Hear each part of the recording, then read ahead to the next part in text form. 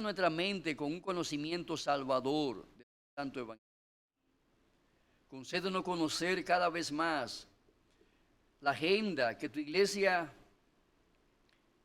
que fundaste por los apóstoles, Señor, sea también nuestra agenda. La agenda de vida, la agenda de piedad, la agenda de adoración a ti. Sé con nosotros en esta mañana. Continúa bendiciéndonos en ello. Te lo rogamos para tu gloria en el nombre de Jesús. Amén.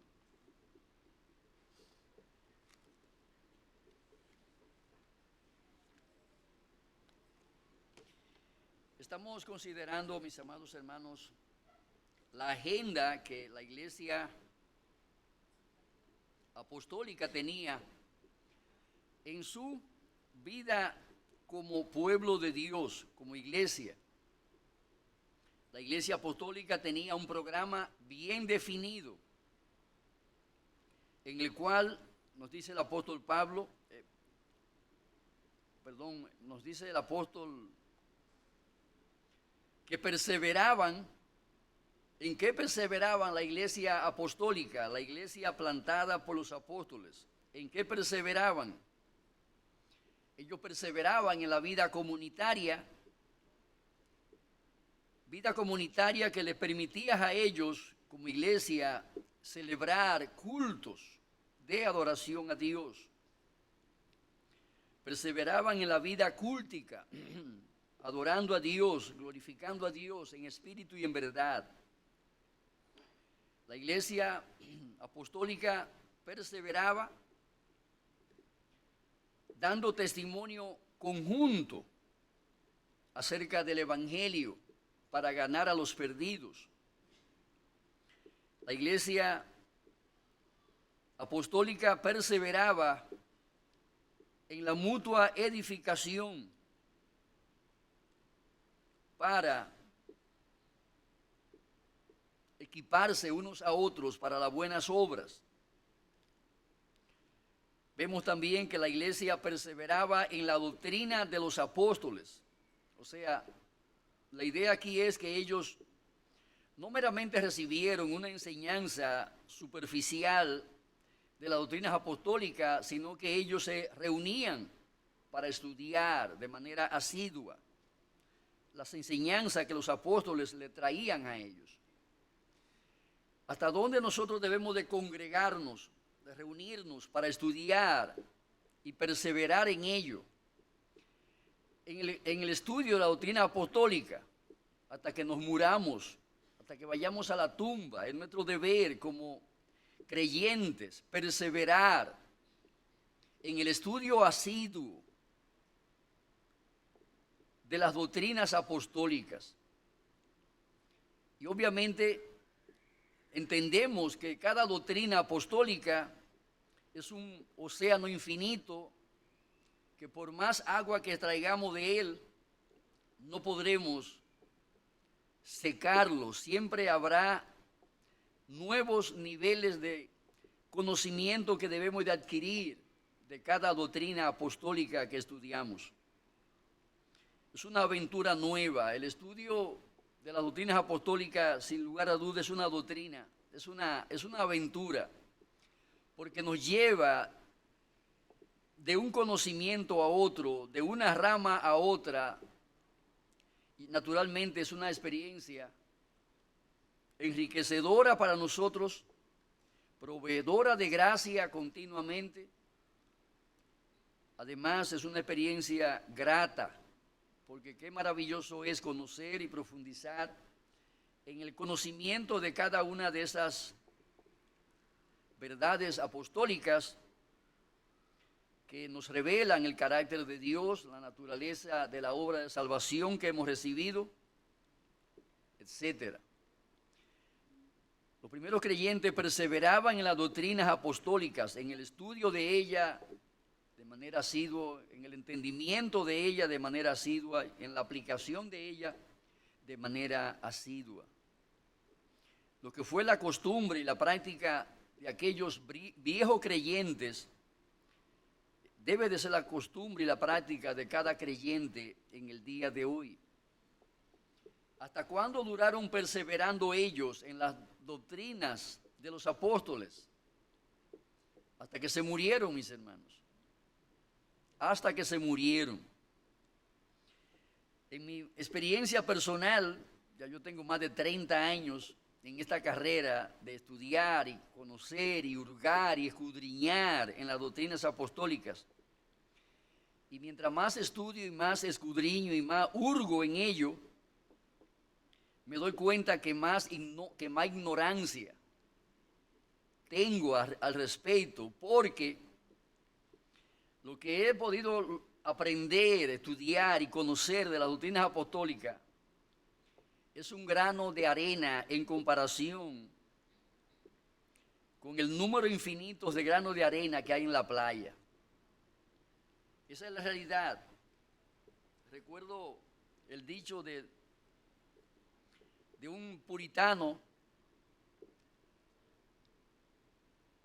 que había escrito alrededor de 32 tomos, esos tomos de ese tamaño, de diferentes doctrinas y estudios de las Escrituras. Al morir, él decía que apenas había conocido la tapa de las Escrituras. Imaginaos, ese hombre se pasó como casi 80 años estudiando y escribiendo acerca de las diferentes enseñanzas de las Escrituras. Y él decía que apenas había conocido algo de la tapa de las Escrituras. Tenía un largometraje en estudio de doctrina. Sin embargo, él afirmaba que apenas había estudiado o conocido la tapa, oiga bien la tapa, que ni siquiera había entrado profundamente al estudio del contenido de las doctrinas. Y eso obviamente revela lo que acabamos de decir. Por más que usted estudie, por más que usted hurgue, por más que usted profundice, nunca podrá llegar al punto donde diga, ya lo sé todo, ya lo conozco todo, no me falta nada por estudiar y conocer. Esa es la realidad. Los creyentes de la primera iglesia perseveraban en la doctrina de los apóstoles y, mis amados hermanos, esa experiencia de perseverar en las doctrinas apostólicas fue algo que continuó a lo largo de su vida hasta que fueron a la tumba. Y en ese camino por donde ellos anduvieron, debemos también caminar nosotros. ¿Hasta qué día debemos de estudiar doctrinas apostólicas? Hasta que vayamos a la tumba. Así como usted debe de comer, y debe de comer hasta que se muera, así como usted debe de beber, y debe de beber hasta que se muera, así también, amados hermanos, debemos nosotros de estudiar doctrina, porque ella es la comida, es la bebida para nuestras almas. Los creyentes de la iglesia apostólica tenían una agenda, y en esa agenda ellos practicaban la comunión unos con otros, ya lo vimos, participaban de la Santa Cena, perseveraban en el partimiento del pan, nos dice el apóstol. También estos creyentes, en su agenda eclesiástica, en su agenda como iglesia local, ellos participaban en las oraciones. La vida de oración era otra de esas grandes doctrinas que ellos practicaban continuamente. Perseveraban, dice. ¿En qué perseveraban? En las oraciones. Era una marca distintiva de la iglesia apostólica. Y yo quiero que veamos algunos textos bíblicos que revelan lo que era la práctica, la praxis de esa primera iglesia que establecieron los apóstoles y que luego, como sabemos, después de la dispersión de la iglesia de Jerusalén, donde quiera que plantaban nuevas iglesias, el principio seguía siendo universal para todos. Ellos, como en Jerusalén, donde quiera que llegaban y plantaban una iglesia, organizaban una iglesia, establecían una iglesia, ahí también lo vemos desarrollando la misma agenda. Hechos, capítulo 1, versículo 24. Y orando dijeron: tú, Señor, que conoce los corazones de todos, muestra cuál de estos dos has escogido para que tome la parte de este ministerio y apostolado, de que cayó Judas por transgresión para irse a su propio lugar. Aquí vemos a los discípulos escogiendo a un nuevo apóstol para reemplazar a Judas, y lo vemos partiendo para esa escogencia de la oración. Están pidiéndole a Dios que sea Dios quien elija a esa persona. Por eso están aquí orando. Hechos capítulo 4, verso 31.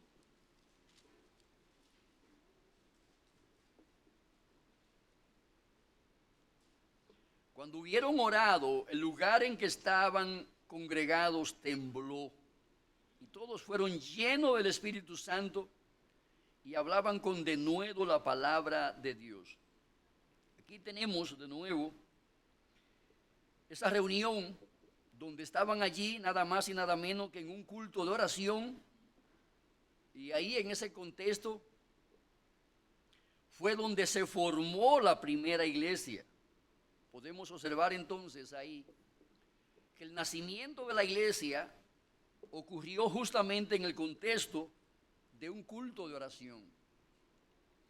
Ocurrió en el contexto de creyentes que estaban reunidos. ¿Y qué hacían ellos? Orando. Ahí en ese contexto de oración nació la iglesia. En ese clima de oración, en ese ambiente de oración fue donde descendió el Espíritu Santo, y ahí vio la luz la iglesia del Nuevo Testamento, la iglesia tal y como la conocemos en el día de hoy. La oración es el clima y el ambiente donde Dios trajo a la luz la iglesia como la conocemos en el día de hoy. Y eso obviamente nos habla de la singularidad de la oración en la vida de toda iglesia local. Por eso, mis amados hermanos, nosotros tenemos un culto de oración, y por eso constantemente enseñamos y demandamos a los creyentes que oremos, porque esta es parte de la agenda de toda iglesia local. Es parte del deber, del supremo deber de toda iglesia local, para adorar a Dios por medio de ello. Grandes eventos, grandes hechos, grandes acontecimientos, como el nacimiento de la iglesia, como el descenso del Espíritu Santo por primera vez, de manera tan singular como aconteció allí, sucedió precisamente en un contexto de un grupo de creyentes que estaban reunidos orando y clamando delante del Señor. La oración fue parte del estilo de vida de los primeros creyentes. Hechos capítulo 8, verso 15, revela esa realidad.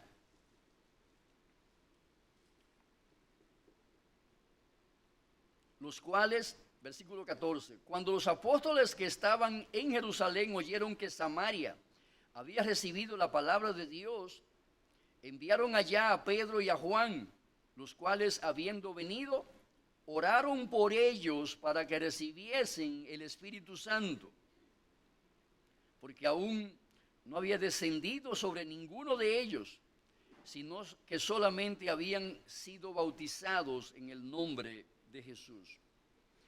Aquí podemos observar cómo el Espíritu Santo descendió a esas personas y en qué contexto descendió el Espíritu Santo sobre ellos. En un contexto, en un clima, en un ambiente de oración. La iglesia, podemos decir que le debe todo a la práctica de la oración, a la vida de oración de sus miembros. Ese fue el modelo que siguieron los apóstoles y es el modelo que toda iglesia local debe de copiar y debe de imitar. Hechos capítulo 9, versículo 11.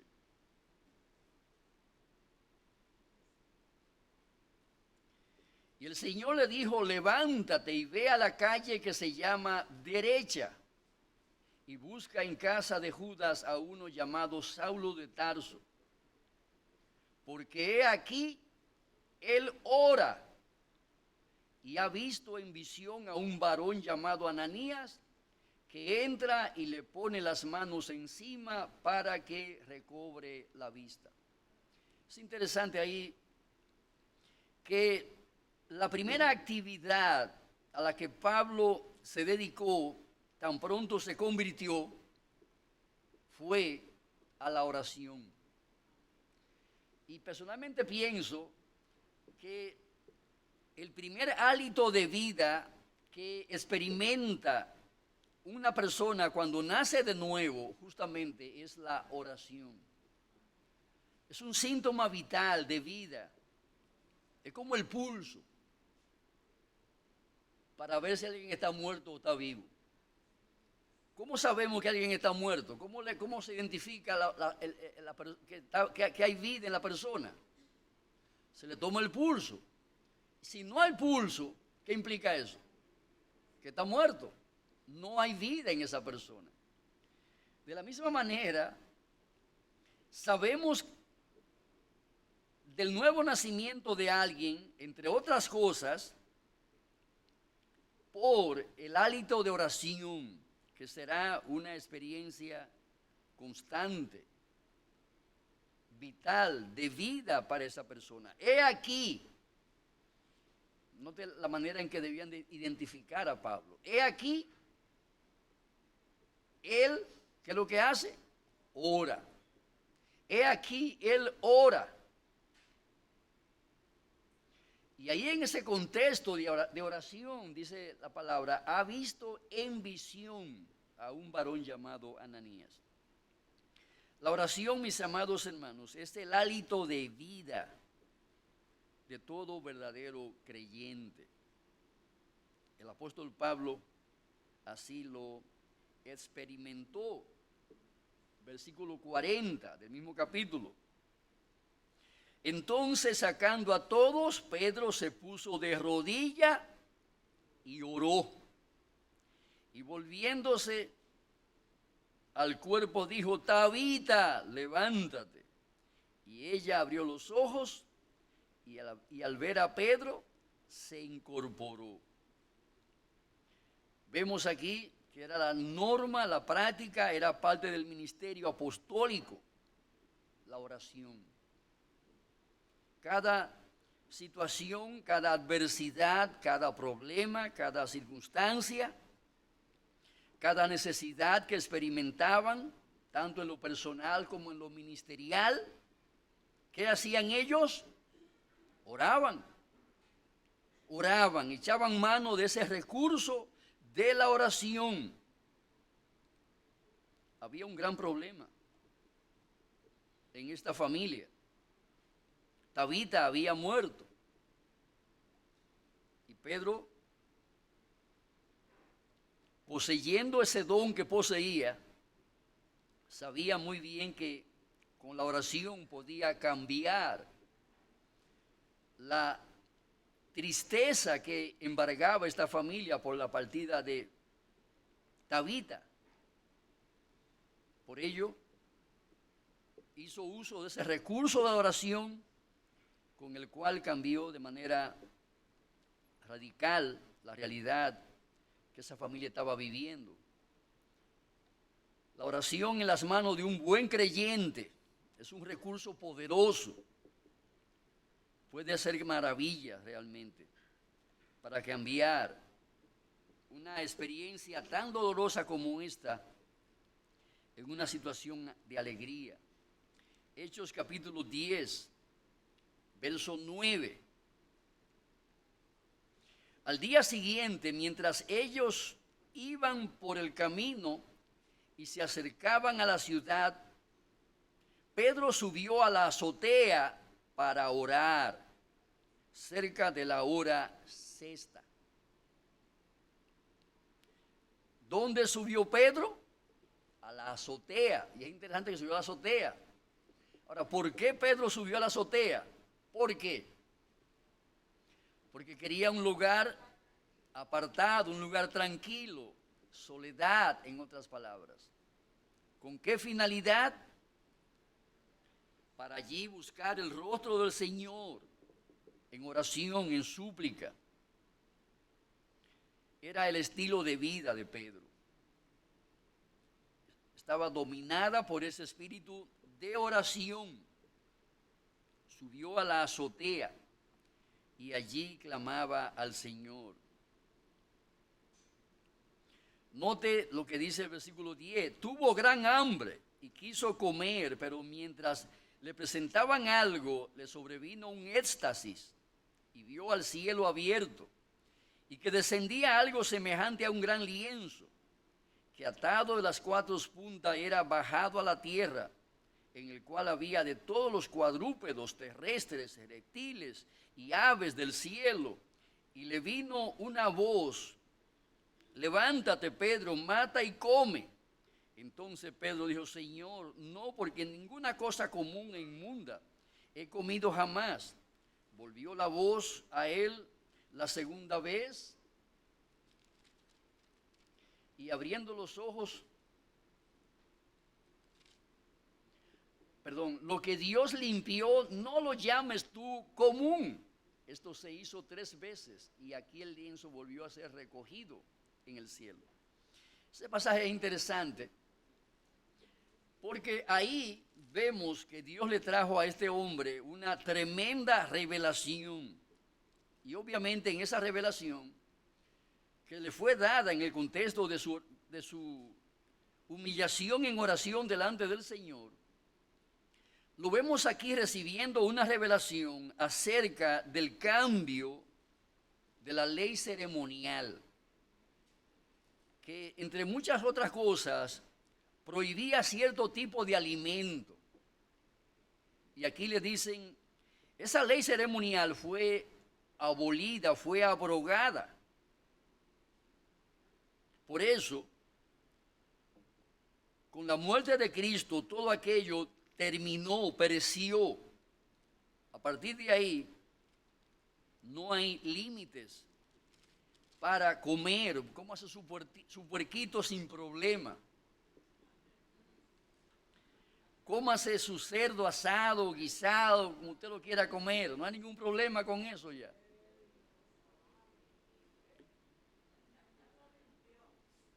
Ha sido limpiado.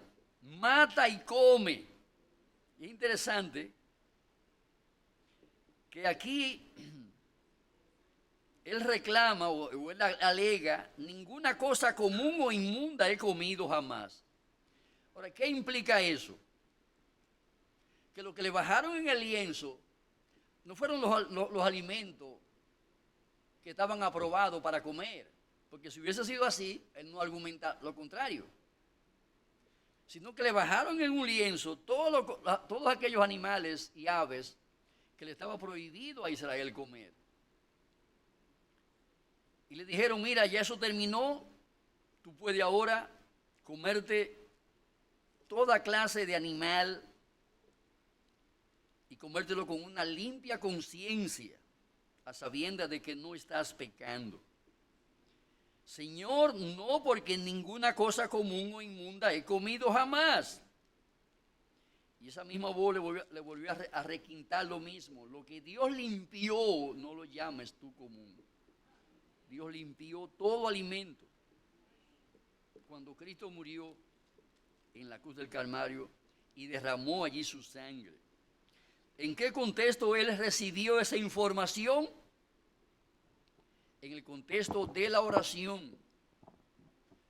Amados hermanos, y esto es importantísimo entenderlo así, porque esto nos dice a nosotros que Dios puede darnos nuevas nociones de su gracia a través de la oración. No basta con leer la palabra de Dios.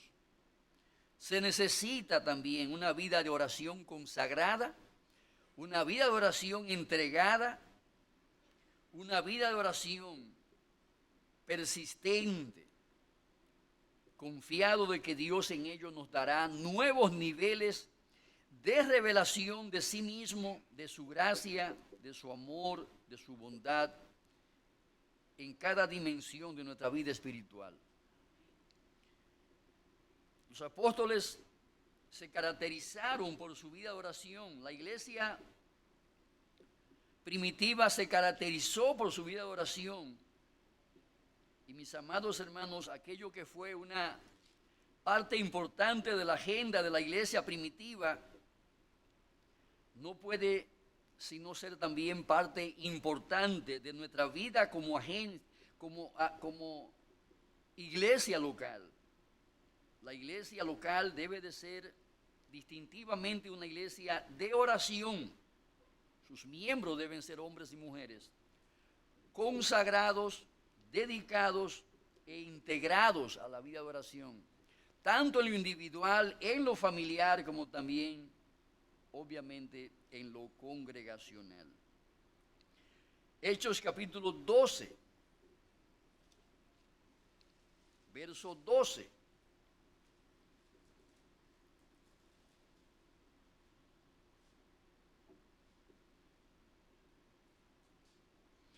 Y habiendo considerado esto, llegó a casa de María, la madre de Juan, el que tenía por sobrenombre Marcos, donde muchos estaban reunidos. ¿Qué hacían? Orando. Era parte de la agenda de la iglesia. Esta iglesia era una iglesia de oración. Estaban reunidos orando. Cuando llamó Pedro a la puerta del patio, salió a escuchar una muchacha llamada Rode, la cual, cuando reconoció la voz de Pedro de gozo, no abrió la puerta, sino que corriendo dentro dio la nueva de que Pedro estaba a la puerta. Recuerden que Pedro estaba preso y fue libertado de la cárcel a través de un poderoso terremoto. Bien, era parte de la agenda de la iglesia la vida de oración. Hechos capítulo 13, verso 3.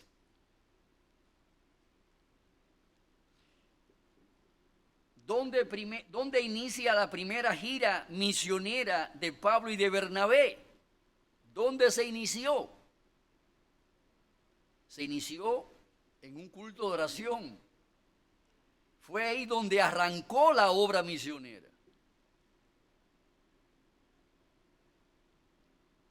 La obra misionera más grande que jamás se haya llevado a cabo, amados hermanos, inició en un culto de oración.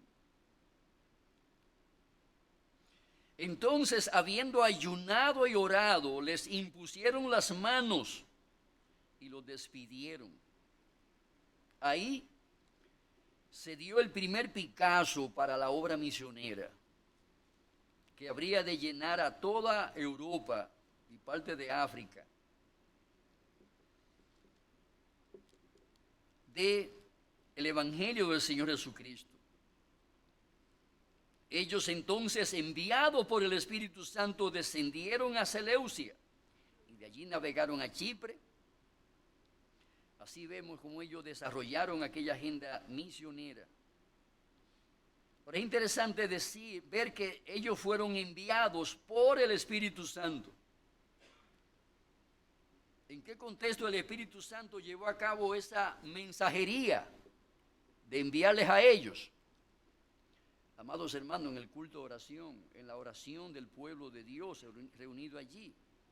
Fue ahí donde el Espíritu los envió como cartas para llevar el Evangelio a los perdidos. Ese es un principio importantísimo para nosotros que estamos involucrados en la obra misionera. Todo aquel que haya sido enviado o está sirviendo en algún lugar, amados hermanos, el avance que logren en el establecimiento de nuevas iglesias o en el desarrollo de las iglesias locales donde ya están establecidos, en buena medida depende de la oración nuestra.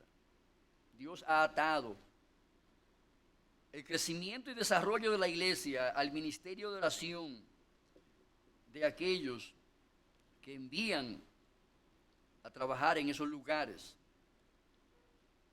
La iglesia de Antioquía es una iglesia que yo admiro grandemente, no solamente por su disposición a obrar, a enviar misioneros como Pablo y Bernabé, sino también por su capacidad para sostener a esos hombres a quienes enviaba.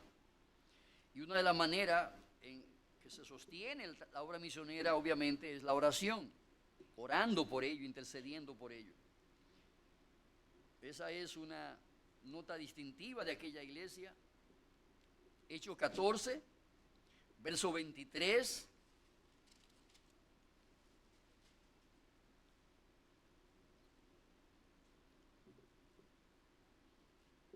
Y constituyeron ancianos en cada iglesia, y habiendo orado con ayunos, los encomendaron al Señor en quien habían creído. Interesante también este punto aquí. ¿En qué contexto se elegían los ancianos? Se ordenaban los ancianos y se encomendaban los ancianos o pastores en un contexto de oración. Constituyeron ancianos en cada iglesia y habiendo orado con ayunos, los encomendaron al Señor. Esa fue una nota distintiva de la iglesia primitiva. Su dependencia de Dios era obvia. ¿Y cómo lo sabemos? Por su vida de oración. Ellos no dependían de sí mismos, de sus capacidades, dones, de sanidades como lo que tenían esos apóstoles. No dependían de eso, siempre estaban allí dependiendo del Señor. Por eso, habiendo orado con ayunos, note el plural, con ayunos. Era un ayunito de 3 horas, 4 horas. Tenían una vida persistente de oración y de ayunos en plural. Habiendo orado con ayunos, los encomendaron al Señor en quien habían creído.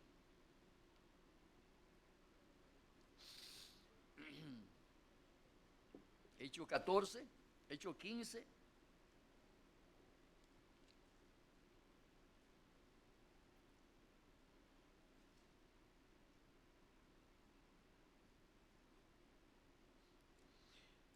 Vamos al capítulo 20. Hechos capítulo 20. Hay más textos ahí, pero no tenemos tiempo para verlos todos. Hechos capítulo 20, verso 36.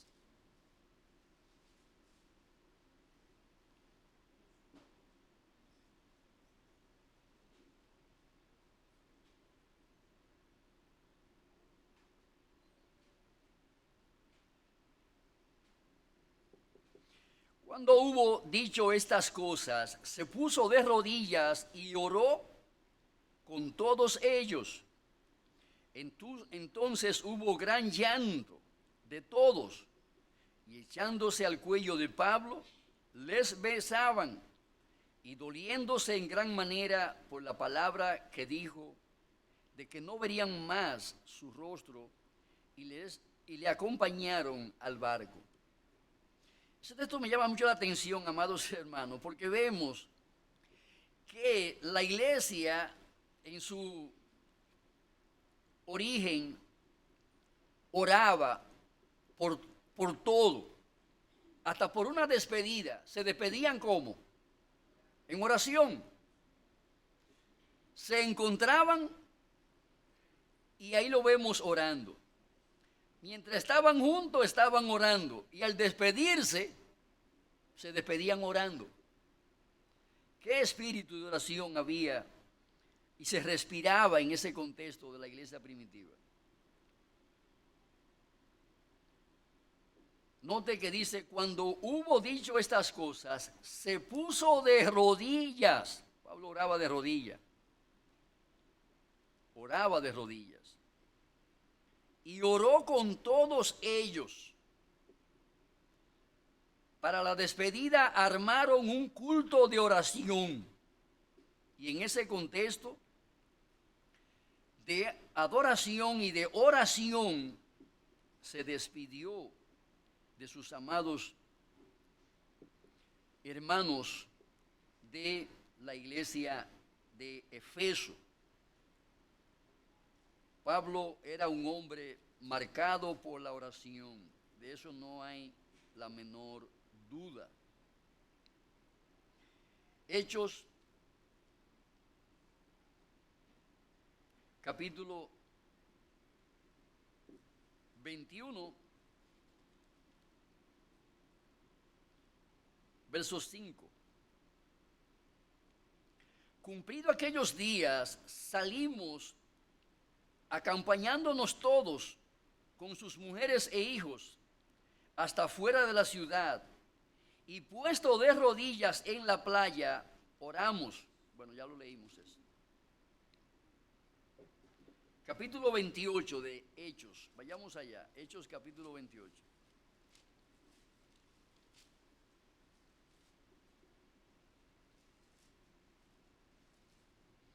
Hechos capítulo 28, versículo 8.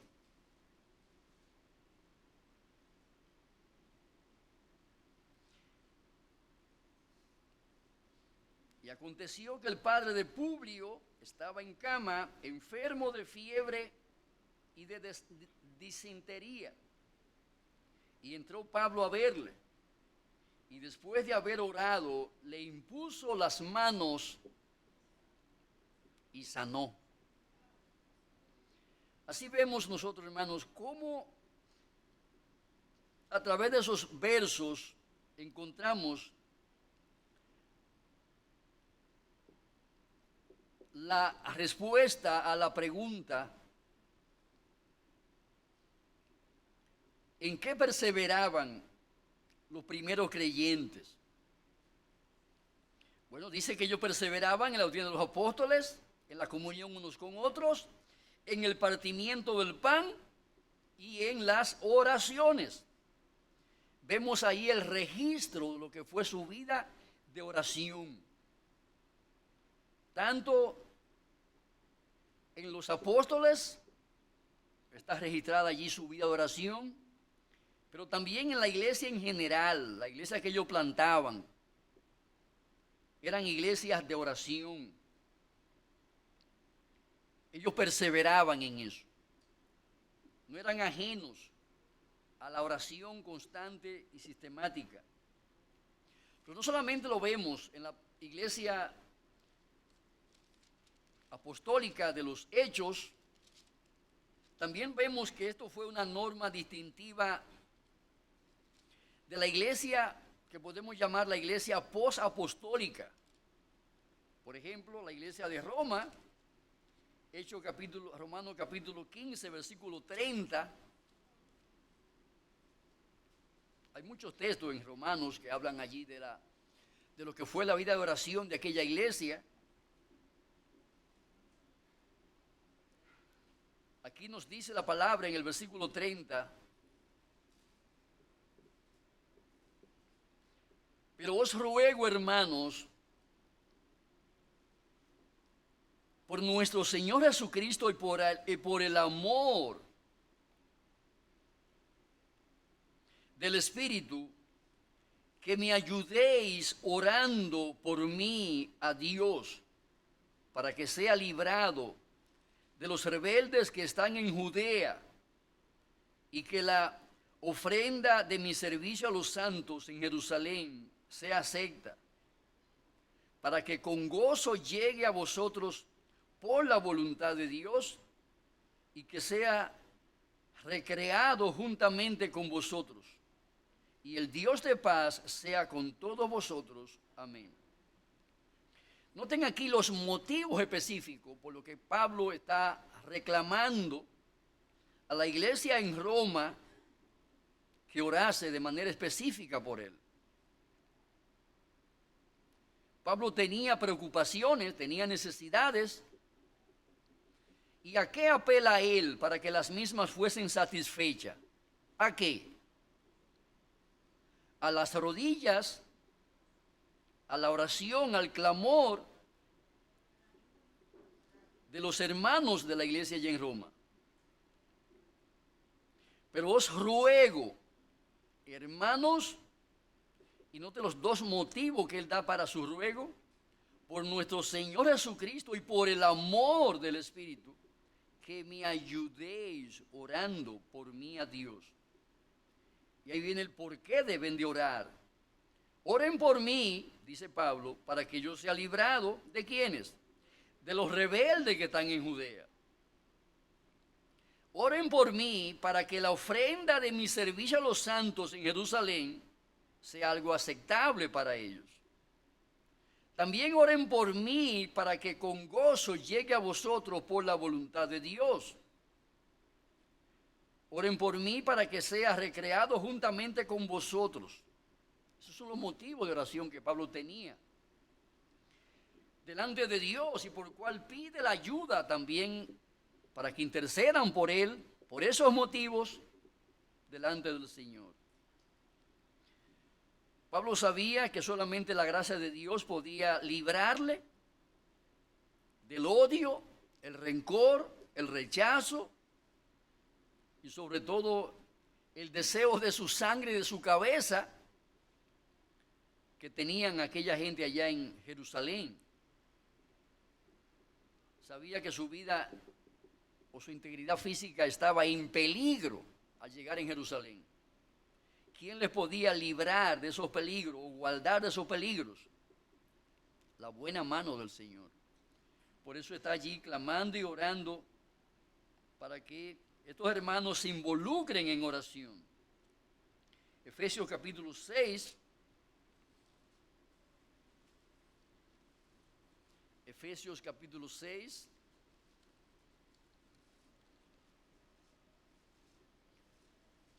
Efesios 6, verso 18.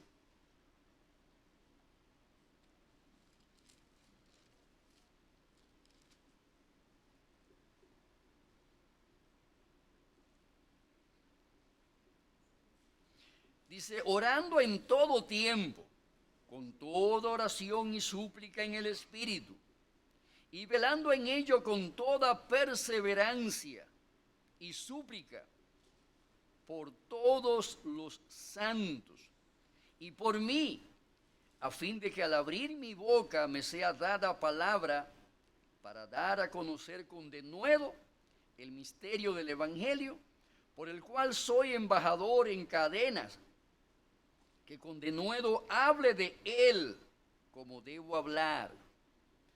Aquí vemos a Pablo de nuevo reclamando la oración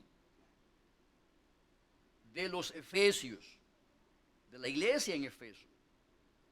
Y obviamente esto nos dice a nosotros que aquella iglesia era una iglesia que tenía como parte de su agenda el orar delante del Señor, el clamar delante del Señor, el suplicar delante del Señor. Celebraban un culto de oración y perseveraban en ello. Por eso el apóstol, a sabiendas de que ellos eran una iglesia que oraba, una iglesia de oración, también a esta iglesia le dice, orando en todo tiempo con toda oración y súplica en el Espíritu. He ahí la norma en que ellos debían de vivir en su vida privada y en su vida congregacional. ¿Cómo ellos debían de vivir? Orando en todo tiempo. ¿De qué manera? Con toda oración y súplica en el Espíritu. dice, y velando en ellos con toda perseverancia, y velando en ello con toda súplica. Y note la amplitud de los objetos por quienes debían de orar. Dice, por todos los santos. Y él se incluye ahí también, y por mí, a fin de que al abrir mi boca me sea dada palabra para dar a conocer con denuedo el misterio del Evangelio.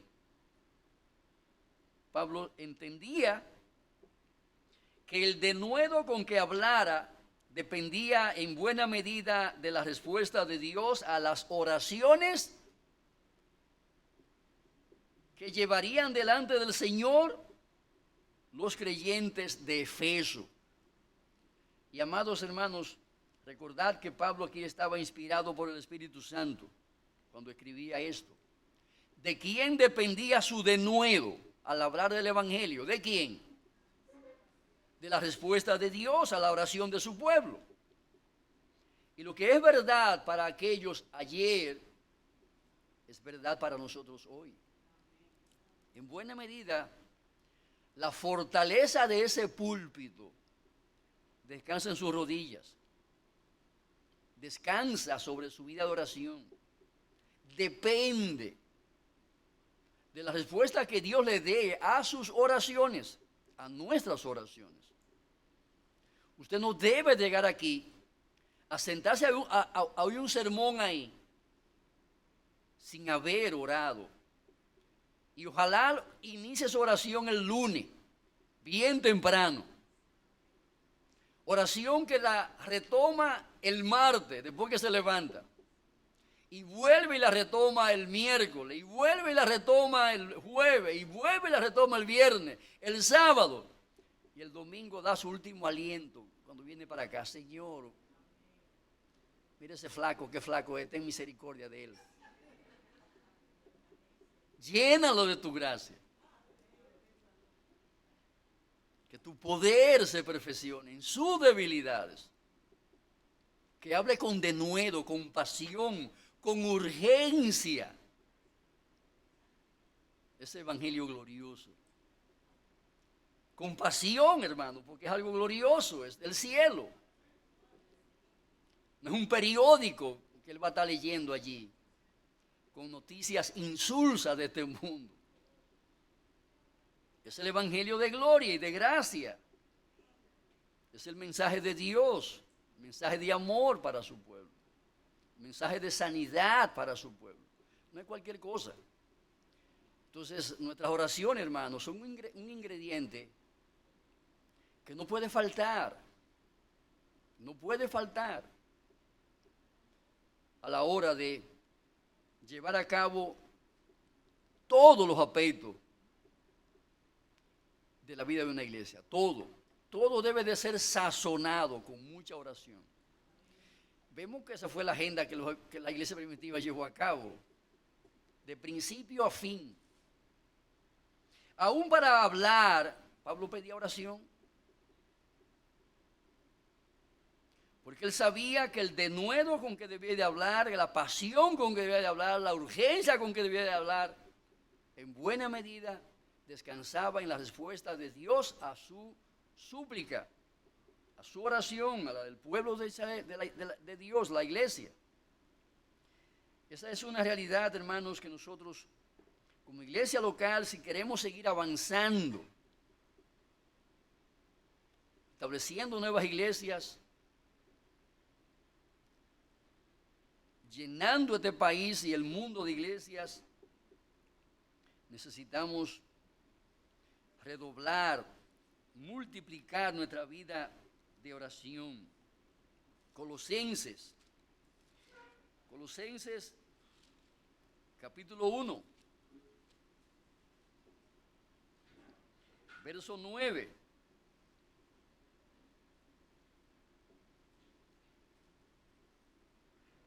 Por lo cual también nosotros, desde el día en que os lo oímos, no cesamos de orar por vosotros y de pedir que que sea lleno del conocimiento de su voluntad en toda sabiduría e inteligencia, para que andéis como es digno del Señor, agradándole en todo, llevando fruto de toda buena obra y creciendo en el conocimiento de Dios, fortalecido con todo poder, conforme a la potencia de su gloria, para toda paciencia y longanimidad, con gozo, dando gracias al Padre que nos hizo aptos para participar de la herencia de los santos en luz, etc.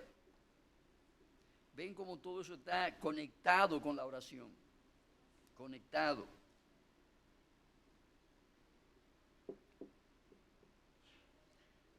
Pablo era un hombre de oración, había enseñado por precepto y por ejemplo a cada iglesia donde él sembraba el evangelio y plantaba. No cesamos, dice él, no cesamos de orar por vosotros. Y Pablo allí está hablando de no cesamos. ¿De quién está hablando él? Versículo 1. Pablo, apóstol de Jesucristo, por la voluntad de Dios, y el hermano Timoteo. Es de ambos que está hablando. De ambos, de Timoteo y de Pablo. No cesamos. ¿Quiénes no cesan? Pablo y Timoteo. Oraban por los santos, fieles hermanos que estaban en Colosa. Dice, no cesamos. La iglesia de Colosa estaba constantemente llevada, o era constantemente llevada delante del trono de la gracia. ¿Quiénes se ocupaban de ese ministerio de llevar a Colosa a la presencia de Dios? Pablo y Timoteo. Dice, no cesamos. No cesamos, dice él, de orar por vosotros y de pedir. Oraban y pedían a Dios. ¿Qué le pedían a Dios? Que sean llenos del conocimiento de la voluntad de Dios en toda sabiduría e inteligencia.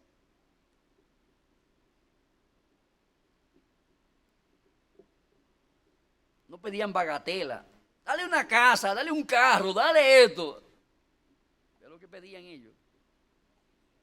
No está mal que pedamos la casa, hermano. Si usted no tiene casa, pídala. Es parte de los bienes comunes que Dios sabe que necesitamos, porque usted no puede vivir en una cueva ni en una calle, debajo de un árbol, necesita una casa, es obvio. Pero recuerde la nota, busque primeramente el reino de Dios y su justicia y las demás cosas vendrán por añadidura.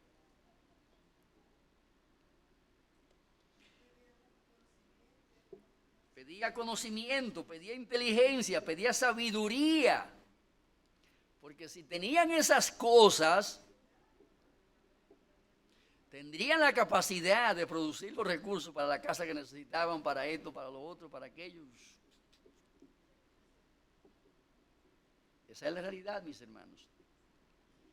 La iglesia era una iglesia de oración, la iglesia primitiva. 1 Tesalonicenses 5:25 era la marca distintiva de cada iglesia plantada por los apóstoles. 1 Tesalonicenses 5:25. Hermanos, note el mandato aquí, orad, hay una D, orad, es una orden. Es un imperativo, orad por nosotros. Pablo reclamaba aquí la oración. Orad por nosotros. Y aquí Pablo está pidiendo la oración por ¿quiénes? Dice por nosotros. ¿Quiénes somos nosotros? Versículo 1, capítulo 1. Pablo, Silvano y Timoteo. Orad por nosotros. ¿Por quiénes? Por Pablo, Silvano y Timoteo.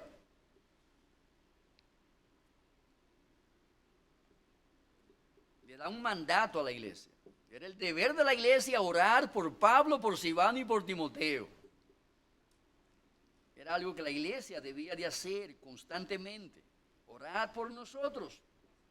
Pablo era consciente de su necesidad de una iglesia que orara por ellos. Hebreos capítulo 13, versículo 18.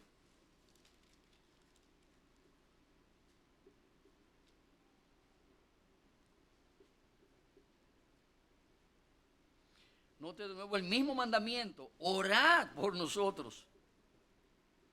El mismo mandamiento. Orad. ¿Por quiénes? Por nosotros.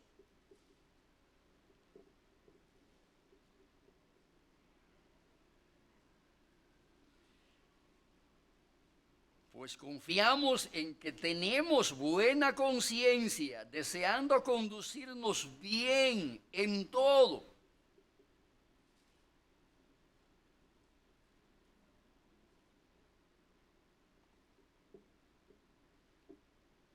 Orad, un mandamiento. Amados hermanos, todo esto nos habla de lo que fue la agenda de oración de la iglesia primitiva. Como pudimos observar, el Espíritu Santo descendió a aquel grupo en un contexto y en un clima, en un ambiente de ¿qué? De oración. ¿Cómo nació la iglesia primitiva? ¿Cómo se originó la iglesia en Jerusalén? En oración. Y amados hermanos, esa pauta o principio es perpetuo. Si queremos formar nuevas iglesias, el criadero, o más bien el invernadero, donde se ha de plantar esa semilla que parirá una iglesia, que producirá una iglesia, ¿cómo se llama ese invernadero? Es la oración, hermano, es ahí donde hay que comenzar. Debemos de crear ese invernadero llamado oración, culto de oración. Es ahí donde Dios pone esa semilla en tierra fértil y es ahí donde Él le da nacimiento y crecimiento luego. Así vemos que la iglesia nació y así vemos cómo la iglesia se desarrolló, creció, maduró, se multiplicó y por 2000 años la iglesia, como dice un himno, sigue caminante, sigue triunfante sobre todo enemigo y sobre todo diablo que se ha levantado contra ella. Que Dios, hermano, nos conceda esa conciencia de la trascendencia que tiene la oración como parte de nuestra agenda congregacional, de nuestra agenda como iglesia local. Y hermano, quiero enfatizarlo. No negocie su asistencia al culto de oración. No la negocie. Oiga bien, no negocie eso con nada ni con nadie. El diablo sabe la trascendencia que tiene el culto de oración para el avance de la iglesia en este mundo. Y sacará a sus miembros, a los miembros de la iglesia, del culto de oración. Sacará la mayor cantidad posible de miembros para que el culto sea lo menos concurrido posible, lo menos nutrido posible, lo menos eficiente posible. No permita que la agenda del mundo le controle y le saque del culto de oración, porque usted está produciéndose a usted mismo un daño irreparable, pero también a la iglesia y al reino de Jesucristo en esta tierra. La agenda nuestra por lo regular está muy cargada, estamos en un mundo complicado y créanme que cada día se complicará más. No espere que se va a aliviar su carga. Si usted no se sobrepone a los afanes, a los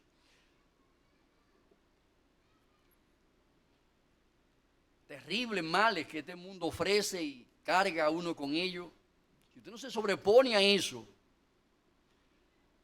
la pregunta que hace el Señor con relación a la realidad de la fe en los últimos tiempos, se la pueden aplicar a usted. ¿Hallará fe el Hijo de Dios en su venida? Y obviamente, hermanos, eso es no solamente habla de creer en Jesús, habla de la práctica de la fe. Y creo que no hay un lugar más apropiado para practicar la fe que el culto de oración. No hay un lugar más apropiado y atinado para practicar la fe que el culto de oración de la iglesia. ¿De qué tamaño es la iglesia? Yo personalmente pienso que el tamaño de la iglesia es del tamaño del culto de oración. Es del tamaño del culto de oración. Lo demás tienen que revisarse realmente. Tienen que revisarse con seriedad. Porque el estar sentado ahí un domingo por la mañana, a usted no le garantiza su entrada al cielo. Eso no es verdad. Eso no es verdad. No se engañe. No se engañe porque usted sentarse aquí un domingo por la mañana y despedirse de la iglesia y no verse más en un culto, a usted no le garantiza su entrada al cielo. Usted puede estar perfectamente engañado, creyéndose lo que no es. Y créame, el culto de oración es un termómetro que revela su estado espiritual, la calidad de su fe, la calidad de su confianza en el Señor, su obediencia a Cristo. Es ahí donde está. Es ahí. Amados hermanos, fue una marca distintiva de los creyentes de la primera iglesia. Su perseverancia en oración. Es una marca que te distingue a ti. Es una marca que te distingue a ti como parte del cuerpo de Cristo, de la iglesia del Señor. Amados hermanos, créanme, nos preocupa grandemente cuando vemos tu ausencia en el culto de oración. Nos preocupa. Porque eso declara tu estado espiritual. ¿Quién te está controlando? Quiera Dios darte convicción de pecado y arreglar tu agenda para que puedas estar fiel y puntualmente, cumpliendo con todos esos principios bíblicos que hemos leído aquí. Si deseamos, primero que nada, que nuestra vida espiritual crezca, florezca y se multiplique. Y segundo, si queremos que el reino de Dios avance en esta tierra. ¿Cómo lograron prevalecer los primeros creyentes sobre un mundo pagano, hostil? Un mundo que perseguía hasta la muerte a los creyentes. ¿Cómo lograron vencerlo y prevalecer sobre ellos? Hermanos, orando. No hay otra explicación. Orando delante del Señor. Caminando de rodillas. Vencieron el imperio romano con todos los diablos que estaban entronados allí en ese sistema. ¿Cómo lo derrotaron? Orando. Orando, hermanos. Y el sistema que tenemos alrededor de nosotros, no crea que sea más suave, que sea más benigno que el sistema católico, que el sistema del imperio romano en aquellos siglos. No es más benigno, créanme que no. Es más tóxico este, más sutil, es más venenoso.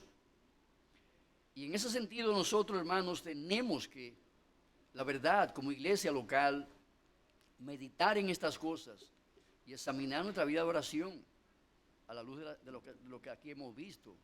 Porque si deseamos prosperar, créanme, sin oración es imposible prosperar en nuestra vida espiritual. Imposible. Usted no puede prosperar si usted está desconectado de Dios. Y nadie me diga a mí que está conectado con el Señor si está desconectado de su vida de oración. ¿Qué es el tomacorriente para el equipo de sonido? El medio que conecta con la fuente de la energía al equipo de sonido. Si usted desconecta ese equipo de sonido que está ahí atrás, que permite que esto suene como suena en esa bocina, si usted lo desconecta de la fuente, el equipo está ahí. Y también está la energía pasando por ahí. Ahora, ¿podrá transmitir energía ese cable que va por ahí hasta el equipo de sonido si está desconectado del equipo? Por supuesto que no, hermanos. Si usted está desconectado de su vida de oración, usted está desconectado de la gracia de Dios, del trono de la gracia de Dios. Y no podrá recibir de esa fuente de vida la gracia que usted necesita cada día. Amados hermanos, que Dios nos conceda despertar del sueño en que estamos. Despertar de ese letargo espiritual para retomar y renovar nuestra vida de oración. Esta noche queremos, esta tarde más bien, queremos, hermano, a las 5 de la tarde tener un tiempo especial de oración, de intercesión, de gemir delante del Señor, por varias cosas que tenemos aquí fuertes en la iglesia local. Tenemos aquí varios casos, especialmente el de Bolívar, con el tema del cáncer, y otros hermanos y hermanas más que están con este tema. También tenemos el hermano Andrés allá, que va a comenzar ya a trabajar en el Evangelio. Y como pudimos observar, como pudimos ver, lo que el hermano avance allí y logre para el reino de Cristo en aquel lugar, está conectado directamente a la oración nuestra, quienes estamos enviándole allí. Por ende, necesitamos redoblar o multiplicar nuestros clamores delante del Señor. Si deseamos que allí nazca una iglesia que sea columna y baluarte de la verdad, donde muchas almas puedan ser alcanzadas para Cristo y edificadas en la piedad y en la fe, necesitamos, hermanos, orar. En esta semana ha estado estableciéndose, mudándose, poniendo las cosas donde van, pero a partir de la semana que viene ya él tiene una agenda de trabajo y necesitamos respaldar a ese hombre en oración. No podemos dejarlo allí solo. No solamente dinero necesita para mantenerse con la familia, necesita oración para llevar a cabo la obra que le fue encomendada. Y es su responsabilidad, es mi responsabilidad, amados hermanos, llevar a cabo esas oraciones, presentar esas oraciones que Dios en su gracia responderá según su propósito, según su voluntad, para con Él, para con nosotros y para con nuestros hermanos allá en Juticalpa. Por ello estaremos aquí a las 5 de la tarde y esperamos que usted no falte. También tenemos otros problemas aquí, otros, no problemas, que no son problemas realmente, son más bien bendiciones, pero que entrañan grandes responsabilidades. Nosotros tenemos la necesidad de encontrar gente fieles